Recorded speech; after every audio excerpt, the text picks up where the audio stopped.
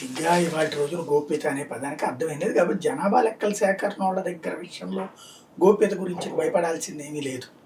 వాళ్ళు ఎవరిదైనా ఇద్దామన్నా తీసుకునేవాడు ఎవడు ఉండడు ప్రాక్టికల్గా.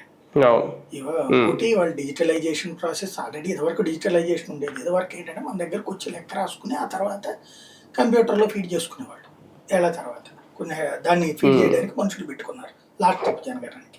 2011 అప్పుడు ఉన్నటువంటి ఆ సిస్టమ్ అప్పుడే కంప్యూటర్లో వాడటం బిగినైంటే వాటిని దాంట్లో ఫీడ్ చేసేవాళ్ళు. ఇప్పుడు డైరెక్ట్గా మేబీ చేస్తారనుకుంటా. లైక్ ఇప్పుడు ఇదివరకు వాలంటీర్లు అంతకుముందు జన్మభూమి కమిటీలు చేశారు కదా, అట్లాగే చేయొచ్చు. మా అసలు పెద్ద ఈసారి జనగణన అనేది చాలా సింపుల్ అండి. తక్కువ రోజుల్లో కూడా అయిపోతుంది. మామూలుగా ఒకప్పుడు జనగణన అంటే 2-3 ఏళ్ళు పట్టేది. నాకు బాగా గుర్తు. ఇంటర్మీడియట్ కాలేజీలో చేసిన ఎకనామిక్స్ లెక్చరర్ గారు ఈ జనగణనకు సంబంధించిన దీనికి పనిచేశారు, ఒక ఏరియాలో గట్టిగా చేశారు.